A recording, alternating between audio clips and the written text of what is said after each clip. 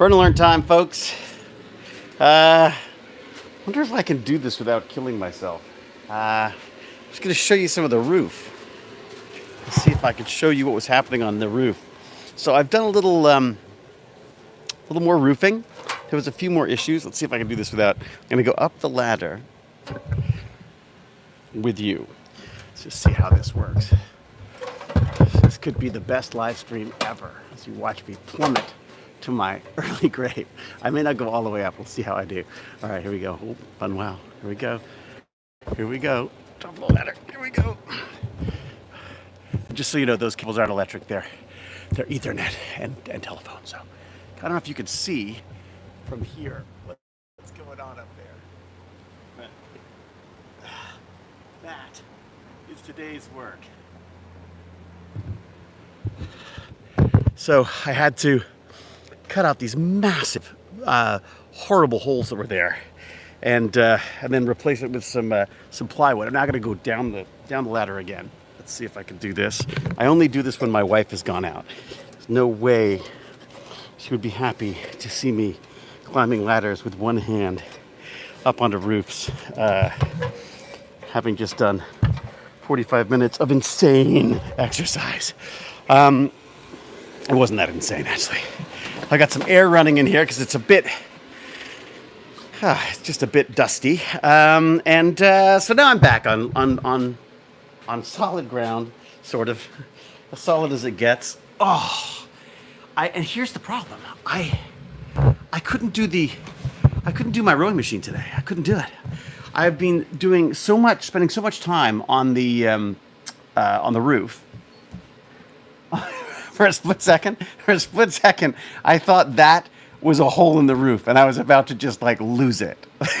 I literally thought that was crap, because I've cut these massive holes in the side of the roof, and that was a workout unto itself. I then went to do the elliptical machine, and I thought, oh my God, this is not going to work. I'm not going to be able to do this. So this is a burn and learn, because what I did was I went and I got on the elliptical machine again, which I haven't done for ages. My old baby, and it was fantastic. I took it kind of easy. I did 40 minutes, 20 one way, 20 the other, and listened to a bunch of stuff. I've been doing a lot of woodworking stuff recently. Listening to a bunch of stuff about woodworking because my table saw has given up the ghost, and I'm debating spending a little bit of extra money on parts, on replacement parts, and seeing if I can get this baby running again. I just don't know if it's worth it or not. Whether it's worth fixing this old Bosch beast that I've got. And I've already tried. I've replaced all the not crazy expensive parts. I'm now moving into the crazy expensive parts, like the $200-$300 rotor and coils and things and speed. What are they called? The timing circuit or something. I can't remember what it's called. Anyways, but there's a bunch of stuff that I need to consider. Anyways, so I'm just because I'm struggling without a table saw. I found a table saw. I didn't realize how much I used it. Although circular saws, I'm also killing those right now. I have a little tiny. It's called the Matrix. I love it because you can configure it different ways. You can have it. It can be a table saw. It can be a circular saw. It can be reciprocating saw. It can be a drill. I use that thing all the time, but it's beginning to smell like molten steel whenever I use it. So I think I've pushed it to its limit now. Cutting up roofing is insane. The amount of power required in the tools to do that and how quickly it dulls the blades is kind of crazy. What I've done is I've ordered some more stuff because I need some more of the seal to go around the outside of the cuts I've made. So what you do is this amazing waterproofing plastic rubbery stuff is, oh my God, it's fantastic. I don't know the name of it, but it's this rubber. Actually, I have the empty one. Wait a second, I have the empty one. I'll show you. What is it called? It's called. There it is. Here it is. I'm trying to get more of it on my phone. It's this. This is the stuff, and it is. God, it is. It's like, it's like prehistoric tar. But it's pretty great. You can brush it on. It dries. and it's waterproof. I mean, if you get a couple of layers of that stuff on, it's there's no water getting in. So I did the corner with that, and then unfortunately, as the summer progressed, so did the mold. You could see the rot all above. And so what I've done is I've cut out the biggest chunks of those. There are still smaller ones. I just was reticent to get too much of the roof off because I have to put the roof back on again. So what the plan is to get this sealing tape that goes all around. Again, this ooey gooey stuff that just sticks down on all of the seams. Then you go over it all with this rubbery plastic stuff, and then technically you could just leave it. You could technically just leave the roof as it is there. But oh no, Mr. Braces and Suspenders, and braces, suspenders, and belts and suspenders. Braces and suspenders are the same thing, aren't they? Yeah. Well, there you go. I got two of them. I got two braces, a suspender, and a belt. So what I'm going to do is I'm going to waterproof it with the rubber stuff, and then I'm putting down this peel and stick asphalt cover on top of that, which I think should see us through the winter. And then, depending on where sort of finances and my head are, and my back, and my legs, and my knees, and my arms, depending where all those things are, I may consider a rebuild. Like because Canadian winters suck. Not just because they're freezing cold, and the summers are really freaking hot, but because all in between there's just so many massive temperature changes that really you gotta build for insulation rather than sort of shove insulation in places. So one of the biggest issues I'm going to have, I think we're fine, is the floor. Like if you look at the floor here, I got lots of cracks and stuff. So even if I seal the cracks, it's still going to be a really cold floor. I think I'm probably going to need a layer of foam and a subfloor of some sort as well. I gotta say, I quite enjoy this stuff. Maybe it's just because I'm retired now, but I quite like all this clipping and clopping, as my father would call it, going around with saws and cutting things up. And although I've got to admit, my wife had to walk me through. My wife has had to walk me off the edge a few times recently. I'll tell you. One of them was we did a pitch for a horror movie that she asked me to write. We were goofing around with some ideas once, and I said, like, why don't you make movies that I want to watch, like ones where everyone dies? And she's like, well, write me one. And I was like, well, what do you want? And she's like, well, I do films for women by women who give a F, basically is her expression. So I was like, okay, and I wrote this little script, which we're currently calling Entomophobia, but it's just an interesting little horror film that is. It's kind of like a love letter to the insect, to the most grotesque parts of the insect world.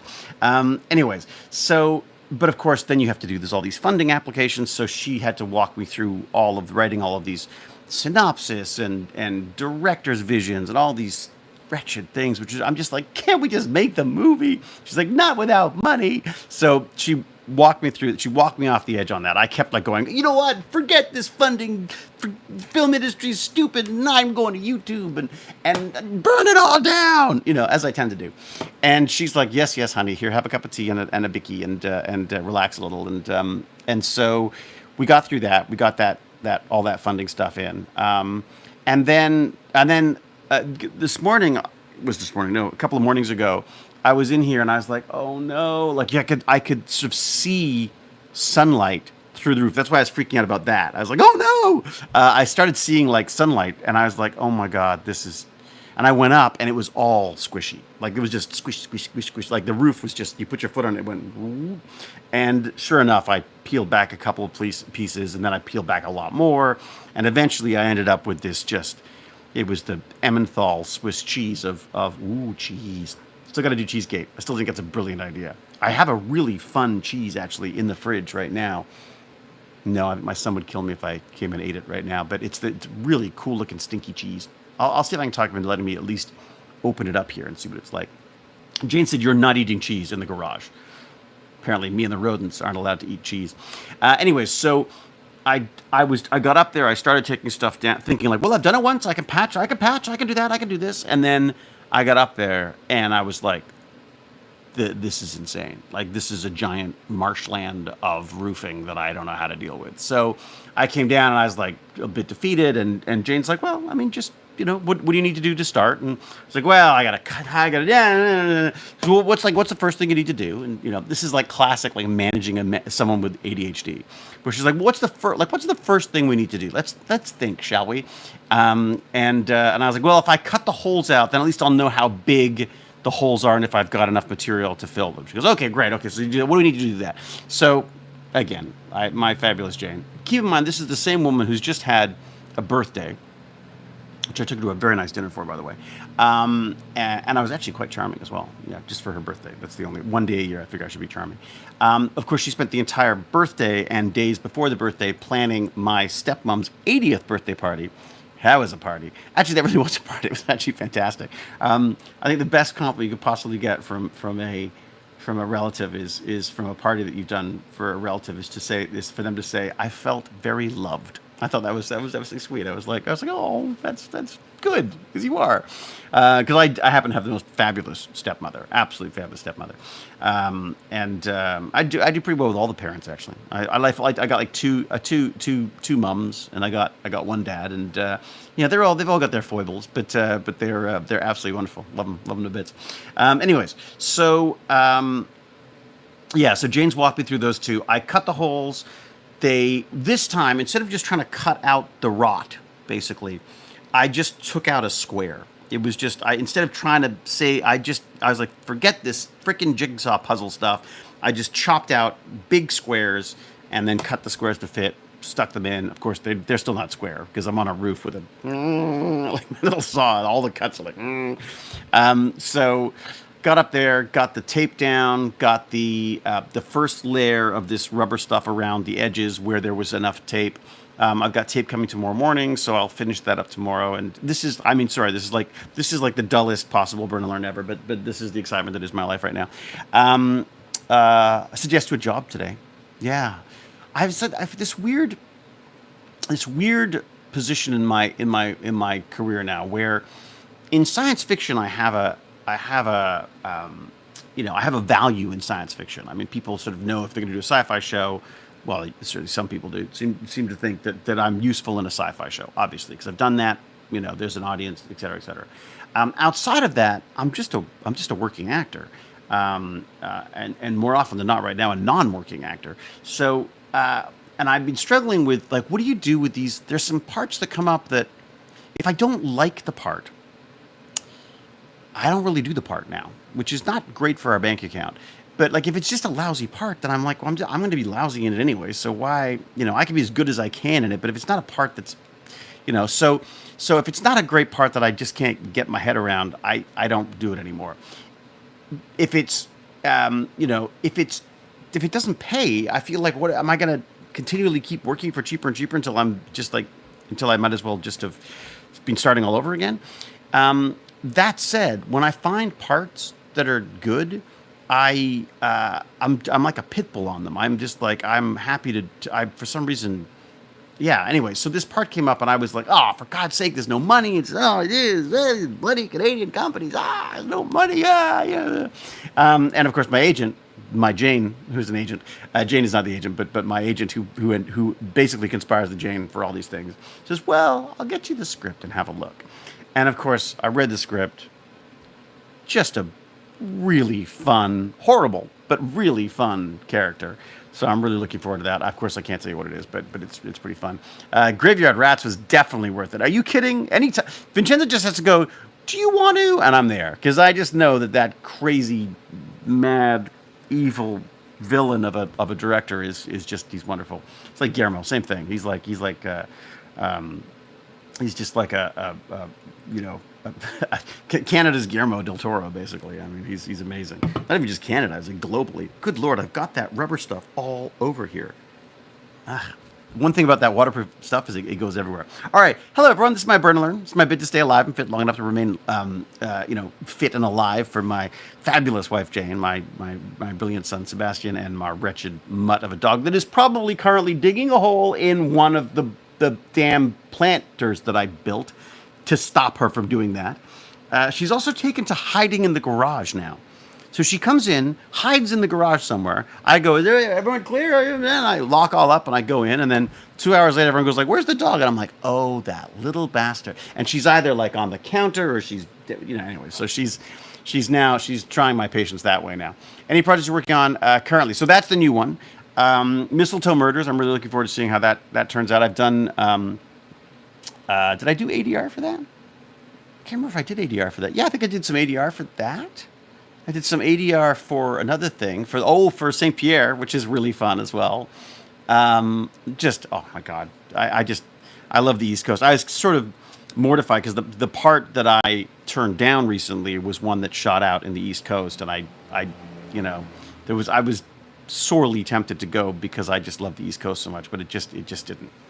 It just didn't make sense. Anyways, fabulous people, and very absolutely sweet, and there's a big part of me that thinks I probably should have done it, but I don't know. There's just something about it. Something didn't. It felt, I don't know. It was a mixture of money, and it was a mixture of not the greatest part. It's not even the greatest part. I don't know. I have like this inner set of rules for myself. My wife's always saying like, you should tell them other people what they are so they know not to break them. And some of these roles that come up, I just don't feel comfortable with. I don't know what it is. It's weird. It's just sort of, I'm like, I just keep thinking about like, oh, when my son's friends are watching television, they go, hey, isn't that your dad? Like I've just got so much stuff out there already that, there was definitely questionable stuff that I've done. And I'm sure there will be stuff that I'm sure everything I do embarrasses him at this point. I'm sure, anyways. But there's just some stuff where I'm just like, I don't know if I want to play that. Like, I just don't know if I want to be that gross. Anyway, whatever. That said, some of the gross, horrible, predatorial type roles are fabulous as well. I think a big part of it's how it's written and what part it has to play in the show and stuff. It's interesting. I need to examine that, I think, for myself, figure out what it is. I would love to have a set of rules for myself so I don't have this sort of existential crisis whenever a role comes up.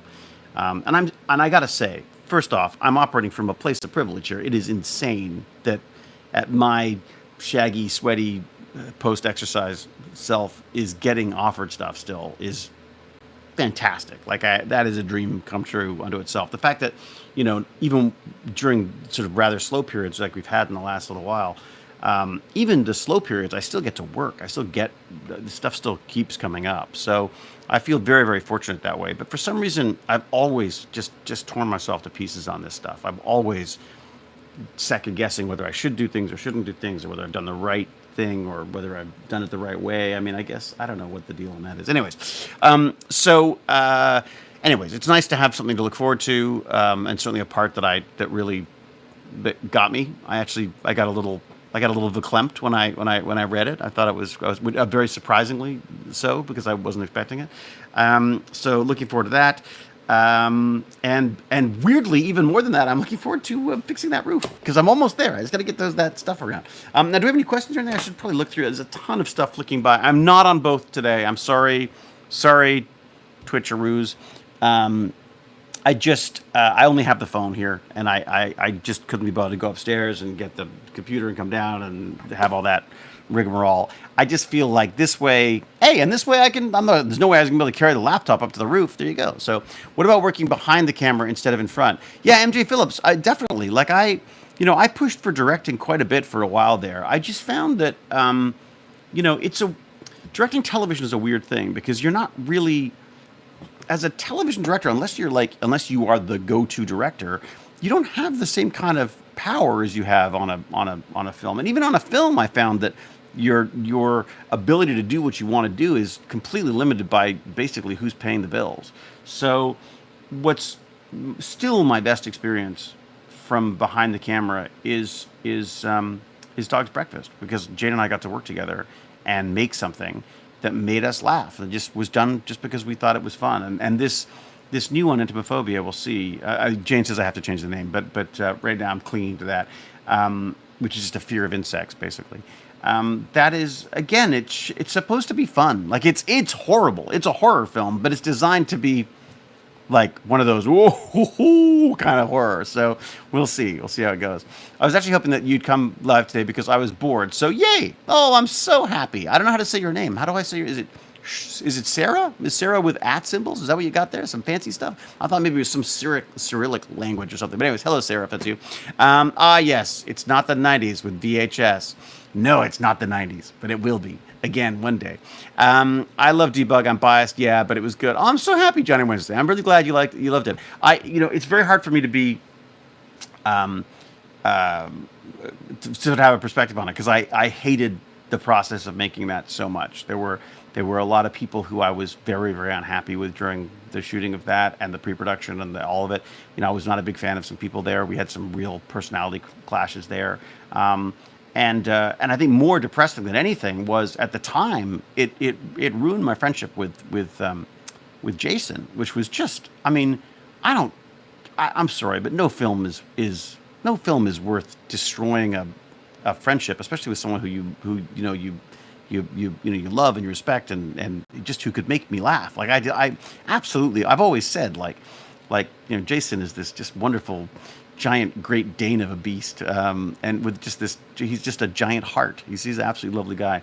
So I was mortified so it had destroyed our friend. Anyways, luckily that's all sorted out now, and we're back back and chatting again. And as I say, he was instrumental in getting me the role on C. So yeah, it was just absolutely lovely. It's just so great to be back. That's why I loved C so much, because it was like a rekindling of that friendship. So ups and downs, the drama of the business. Yeah, I mean, independent film is really, really tough, and there's a lot of concessions that need to be made, and there's also a lot of people who think they know what they're doing. And the reality is, I still think that a lot of filmmaking, especially successful filmmaking, is like lightning in a bottle. I think it's accidents. I think it's stuff that you can't plan for, but you just have to be smart when these things happen. And I saw an awful lot of people, we saw these problems coming, and it was just, so frustrating. Anyways, but I'm glad you loved it, and thank you for watching it. I really appreciate it. So there you go. One day I'll be able to talk about it, and in a more positive way, but not right now. Yeah, loads of fun. My son really enjoys your channel. Oh, great. Oh, fantastic. I'm so happy. Well, he's, hopefully he's exercising as well. Oh my God, Rage of the Yeti. Yeah, that was some fun. That was insane. That was just one of those things where you just go like, do you want to direct a movie on the top of Mount Vitosha in Bulgaria in the winter? It will be insanity. And it was every second of it was pure, absolute insanity. It is amazing to me that film was ever finished, if you can call it that. And it's just, oh my God, it was just awful. But my God, what an experience, what an adventure. I mean, how often do you get to do that kind of stuff? And I feel like that's part of it. It's like, what do they say? It was Michael Caine would say it's art, location, or money. It's got to be art, location, or money. One of those has got to be what you're getting out of it. And rarely do you get more than two at the same time. I was very, very lucky with C, basically, that there was art, location, and money. And frankly, the same for Stargate as well. It was lovely, absolutely lovely. I've been very, very lucky with that. But Stargate was almost 20 years ago. I mean, that's a long time. Like, it's weird to have it still so fresh for people, because for me, it's a historical document. Like, it's hard for me to remember some of this stuff now, because I'm getting old, wait. Pardon me, while I recover from saying nice things about the Hewlett. What, Gimpy G, you've been saying nice things? What the hell? What happened? Oh my God. Yes, I think we should start writing campaigns to get David acting in major roles. He's too good an actor to not be seen all over. Thank you very much, Gimpy G. Gimpy G and I have been plotting and scheming too, and I think we've possibly landed on something that would be really epically fun to do. It would have art, location, and money, hopefully. Anyway, so we'll be working on that, and I'm sure we'll let you know all about it as soon as possible. I almost asked Hamilton Comic Con to ask you as a guest, but they neglect that con, and you deserve better. Oh, really? It's so funny, I almost never do Canadian conventions. I don't know why. I've never get invited. Now, I get invited to Fantasia, the film festival there to do stuff there, but it's certainly not a paid or to be there as a guest. It's to be on the jury or present awards and stuff, but all of which I love, by the way. But this weekend we had a great time. I was at the University of Toronto, Scarborough. We had a little chat with what is it? Is it Christian Miles or Miles Christian? I can't remember. He's Miles Cameron, I think is his writing name. Artifact Space is the name of the book. It's really good, really really good. He's obviously you get his history, his history of warfare and history knowledge and his military background is really a big part of this book. I mean, like he builds a world like wow. It's it's amazing. It's like he said he's like I wanted to know what happened when a spaceship showed up. Like where's the customs and immigration? And I was like, oh my god, you never think about that. He goes, how are ships just flying into stations? Like it's no big deal. Like shouldn't there be some kind of like checks and balances and checking for drugs or whatever? Anyway, it's just kind of fun. So, did you ever consider going to the Linus Tech Expo? Oh my god, Michelle Jack, I would do that in a second. I'd love to do that. That kid's amazing. Like that guy's like I'm so jealous of what he's built there. Like it's amazing. I know he gets a lot of flack and stuff, and I'm sure there's issues and all the rest of it. But there's always issues when you're successful. Whenever you're successful, there's always someone who's gonna throw hate at you. First live stream. Oh wow. Elia Droid, well, welcome. Loved your work on Stargate. Rodney was such a fun character. Well, thank you very much. A little older now, a lot sweatier. Although basically I was usually pretty sweaty as McKay as well. This, just so you know, this is my post-exercise stream, and it's really just like my life, a bag of squirrels. I open it up, I do my exercise, I come stumbling off whatever torture device I've done. I open a bag of squirrels, and we just chase them around for a little while. See where Hewlett's going with his conversations today. Time is the fire in which we burn. Ooh, I like that. Time is the fire in which we burn. I do like that. Oh, another MakerCon in the States. You should look into this year's open source. Someone's going to put together a list of all of the cool events around the world. In fact, you know what? Who's going to do that? Me. I'm going to do that because there's a bunch of stuff. I'm going to what's it called Sector at the end of this month. My friend James at MTX has very very kindly got us sort of corporate tickets. And basically, we're going to go around and just like hear about all the demos and see what kind of security stuff is going on in the cybersecurity world. So I'm really excited about that. There's a bunch of places I'd like to figure out getting to. There's a bunch of people who've got amazing things going on that I'd love to be a part of. It's just at this point, it's finances and time. I mean, it's just trying to figure that out. Every plane ticket is another hole that I'm not fixing in my roof right now. But who knows? We'll see what happens. Are you planning on going to a Stargate convention in the next few years? Yes, Chris. I'm not sure which ones yet. McGillian actually just let me know about something. Is it in Albuquerque? He said I should get in touch with him about that. In fact, that reminds me I should do that. Good old McGillian. He's fantastic about it. I don't know. He's like the con man. He's a con man. He just knows what's going on all the time. It's always him and Jewel always have like the inside track on this stuff. Eddie says, be sure to like this video to help David's YouTube algorithm. It's great he's willing to do this. Not many other stars would take the time to talk to their fans. Oh my God, Eddie, thank you very much. But that's very sweet of you.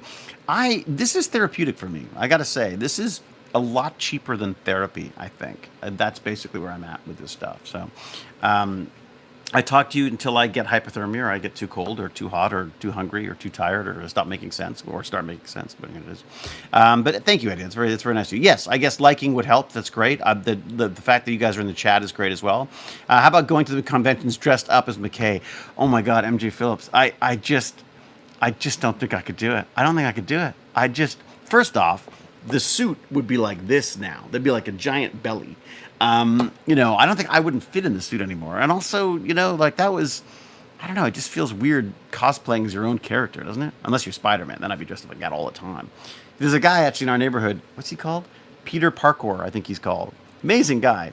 He entertains the tourists and stuff downtown, but he's dressed as Spider-Man and he's on a skateboard. I guess he must live around here or something, but he sort of comes whizzing by on his skateboard, and often I'm walking the dog, and so I'll wave and say, hey, Spidey, or whatever, because I feel like, credit where credit's due.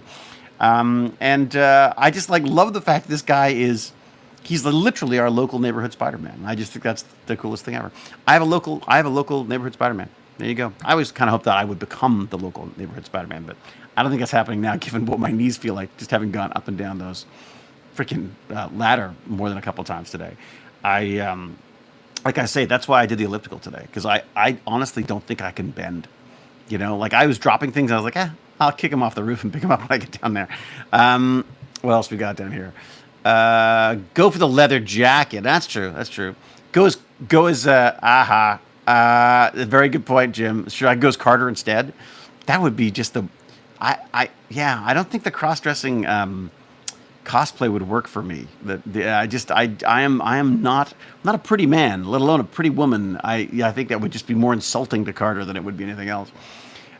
Shoots webs naturally. Oh God, shoots webs naturally. I know that was. I'm sorry, but that's not. Yeah, the whole thing was he was cool enough to come up with a little. That's what I liked about it. Oh, come on, David. You do the star cross dress. Yeah, I do. It's true. That's true. Yeah, cross dressing. I've done it before. I'm sure. I'll do it again. I'm sure. There's nothing like the freedom of a good dress. Can't do those high heels though.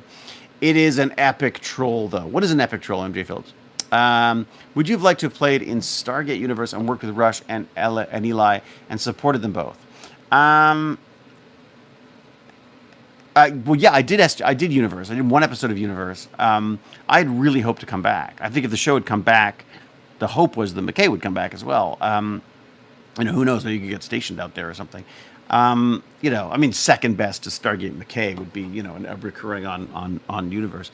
Yeah, I would love to. I mean, that show's beautiful, absolutely beautiful. I couldn't get over I could lose myself in that set. That set was one of the most beautifully built and art-directed things I'd ever seen. The cast was absolutely stellar, lovely, and just freaking amazing actors.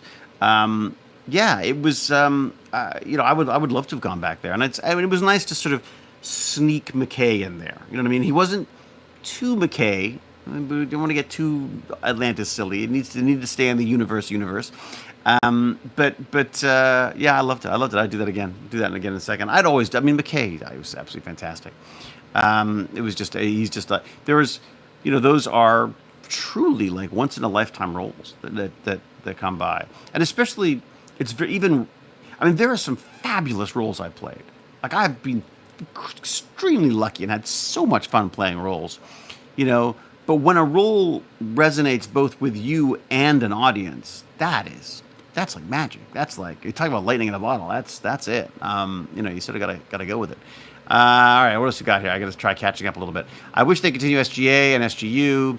We want to know what happened to Eli and the crew. Eli and the crew. It's true. Cosplay idea: Cyber McKay, who has bionic parts replacing limbs lost in a tragic bidet accident.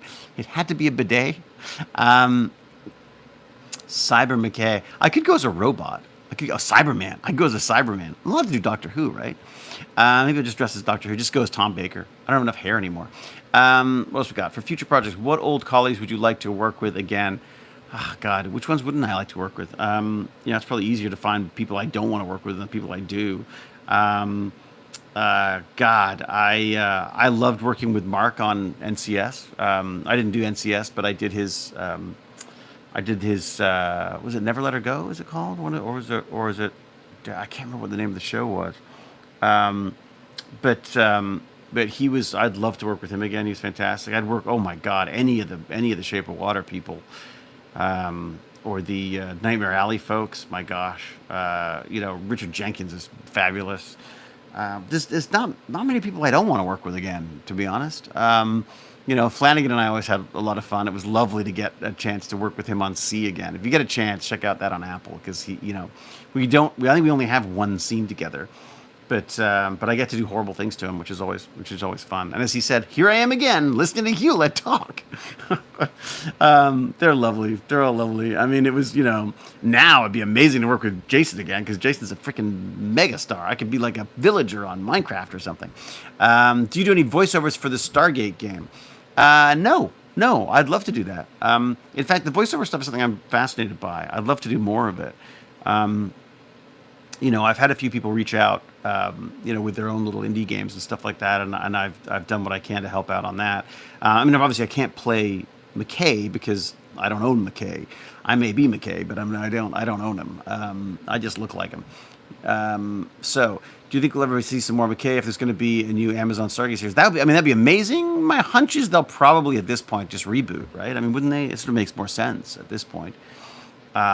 You could sort of start from scratch again with a whole new bunch. Maybe I could sneak in a suitably meta role in some way, shape, or form. I come in and tell off someone for parking in the wrong spot or something. Hey, move your jumper. I'm trying to get some work done here. I'm having a tonic. Not a gin and tonic, unfortunately, just a tonic. Good day, sir. Kamikaze UK. Been talking about UK today. My son is debating the UK for school. And I'm debating the UK for retirement. I can't wait to get to Warwickshire, get myself a pig and a tractor, maybe set up a big YouTube studio, set up something like this that's insulated and flood-proof, and maybe has like a bunker underneath it in some way, shape, or form. Because that's what they do in England, apparently. I've been watching Colin Furze do that, and I just think, oh my God, that's what I want to do. I don't think you could do that here. I think I'd get in a lot of trouble if I did it here. Well, the doctor, yes, as I used to call him, the other doctor. Watching SJ made me realize I am becoming more like McKay. Oh, Blurty Dad, be careful, be very, very careful. You gotta learn how to contain your inner McKay. It's a bit like, the Hulk. You want to be very careful. He only comes out when you really need him, and preferably when you know he's right. Dude, you could totally cosplay as 4. I use wigs for almost all of my Doctor cosplays. Huh. I could get a big wig. I should start wearing wigs soon. Anyways, there's nothing there. I mean, I should probably invest in a few good wigs.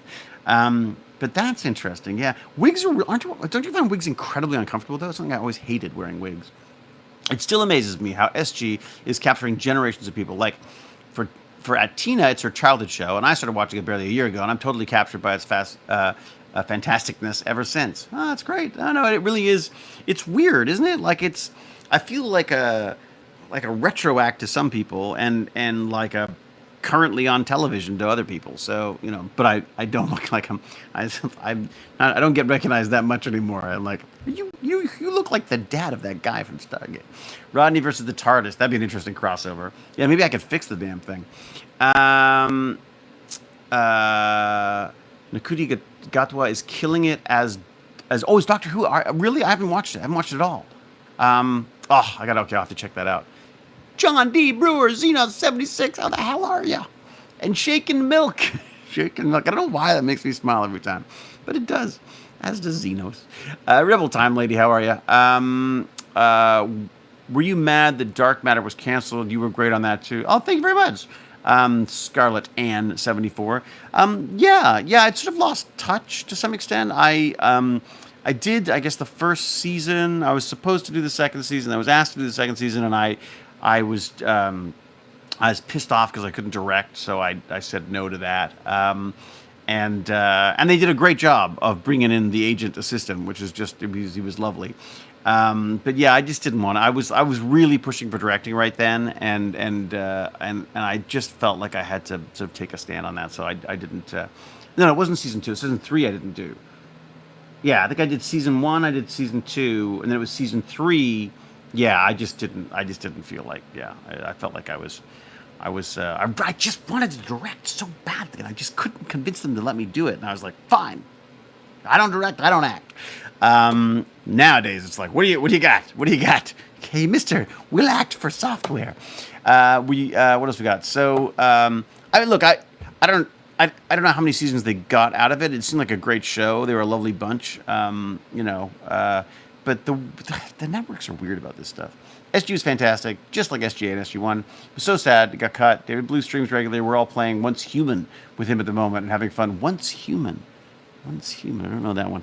I'll have to check that out. Anybody that gets SGA through to production will be a fan. It wouldn't be surprising to see some classic cast. Yeah, it'd be great. I mean, it'd be fantastic if we could. And I'd do it because I just, it's always fun. Always fun. All right, what else we got here?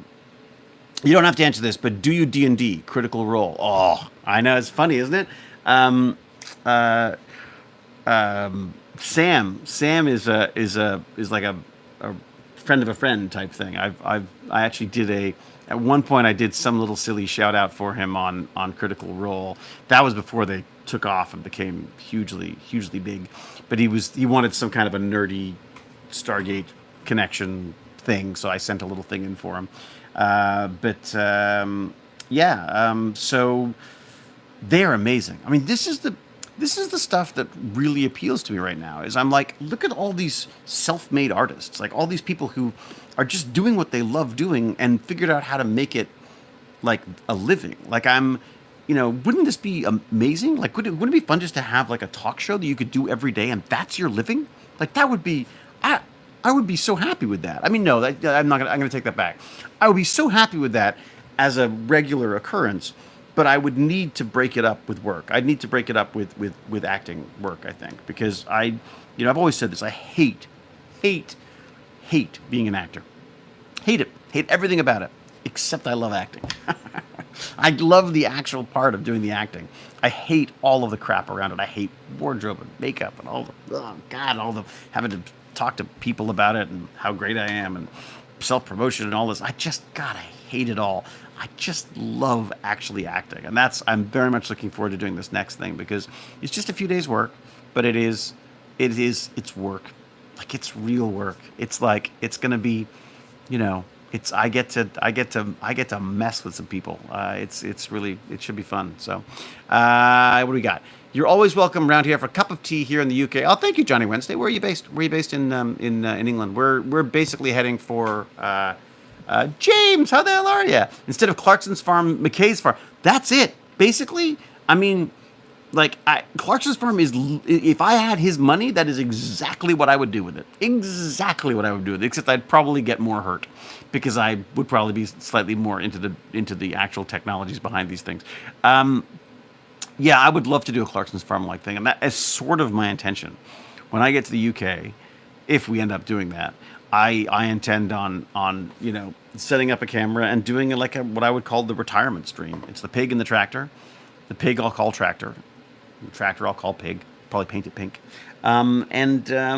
Yeah, basically just muddle around, making things, breaking things, fixing things, not fixing things, and probably getting old and saying all the wrong things. That's sort of my plan. I'm starting early on that, but that. Actually, I've got something for you guys. Do I have my other iPad with me? Where's my iPad? Did I leave it around here somewhere? Oh God, I gotta get up. Oh, I'm standing. Oh my God, that hurts. Do I not have it here? Oh crap! Did I leave it in the other room? Which I did. Yeah, I did. Oh, no, I didn't. What? No, I'm just old. Old and doddering. Don't mind me. The problem with any kind of ADHD is that as soon as you lose something, you lose your thread as well. So let me just... Oh, yeah, I should probably not show you my password, should I? There we go. So what was I listening to that I was really excited about? The Coming Storm. It's a BBC series. I was going to actually, Lance, Gimpy G, I was going to tell you about this one. It's called The Coming Storm, and it's all about America around the 2020 election. I haven't actually gone back to that yet. I've just been listening to their recent ones, which is all about the upcoming election, because as an American, I will be voting in that election. But it's so entertaining and terrifying because it's all about people's completely different perspectives on America and how America's run and who's running America and what's right and what's wrong and all the rest of it. It's just, I don't want to get political. It's just absolutely fascinating. Like to have Republicans talk about that's the crazy Republicans. We're the non-crazy Republicans, and vice versa. And then you've got the crazy liberals and you've got the crazy, the crazy Democrats and stuff. So I was just absolutely fascinated by some of this stuff. I mean, really, what do they call the John Birch Society and stuff? Is it John Birch? John Burke Society? And these groups and there was one about a yoga instructor who was like this total hippie California guy, and then next thing you know, he's at the Capitol, storming the Capitol, and goes to jail for 14 years or whatever. It's some crazy, crazy stories. And I'd be fascinated to hear what people think about it, especially you, Lance, because it's... and actually, James R. Gurney, too, would be... I think you might get a kick out of it, because it's so British. It's a British perspective looking in at us crazy Americans. So yeah, it's pretty neat. Atlantis in HD still looks ultra modern. CGI holds up great. Yeah, my son was impressed with that as well. I mean, at some point they should just remaster them all, shouldn't they? Just like, sexy them all up. They can make me all look younger. Cosplaying is a balance of the joy you feel and the level of discomfort you can endure. That's so true, Rebel Time Lady. If you ever want to talk shop about Doctor Who cosplay, hit me up in the Discord. Oh, thanks very much, Rebel. I haven't done the Discord for ages. I'm narrowing down my life. I feel like I'm whittling it down to just a few different platforms because I am, like I say, it's a bag of squirrels. I'm all over the place with this stuff. So it's what I can focus on a regular basis. This is as simple as it gets, and I'm wondering if maybe this is what I should be doing. Because it's close, it's personal, it's what I want to achieve with this stuff, and it's not a lot of setup. Like this is something I can do anywhere. Whereas as soon as I get into the computer and screen sharing and all this kind of stuff, it gets I find there's just the more that can go wrong does go wrong, shall we say. What other exciting things do I have to tell you? Yes, Community Center. I've sent them off all their stuff. A bunch of different suggestions for what they can do. Up at University of Toronto this weekend, there was some escape room stuff. They had them all set up, and I'll try to share some pictures of that in my next email of awesomeness. So I hear people returning home from university and things, so I'm going to go and bail. But what I'm going to say to you is go to techbandits.org. Do it now. Do it. And check it out. Sign up for the email of awesomeness. Check out some merch. And if you feel like doing some Patreon or some donations, that'd be fantastic. Because like I say, they're fun roles, but they're not the most high-paying of roles, shall we say. And I got a roof to fix. That is not a hole in the roof, thank God. That is a light. But that's what it looked like this morning without a light. So until we geek again, I'll say cheerio. Be brave, be kind, be brilliant. And hopefully I'll talk to you tomorrow because I will be exercising then as well after I have hopefully finished. I think I'll have finished the roof then. That's the hope, is to have it sealed against the rain, which apparently we're not going to have for a couple of days. God, I hope the weather's right, because if it rains right now, it would be bad. It would be really bad. In fact, it would be terrible. So, I'll talk to you tomorrow. All right? Hopefully tomorrow. I'm not going to promise. Whatever. Yeah, all right. Okay. Thanks, everyone. Cheerio. Bye. Of course, I have no idea how to stop it now because I'm in the wrong field at this point. Do you want to stop the streaming? Do I? I don't really. I probably should. I got to make dumplings and stuff for the kid. I got this wonderful stew. All right, stop talking, David. Okay, bye.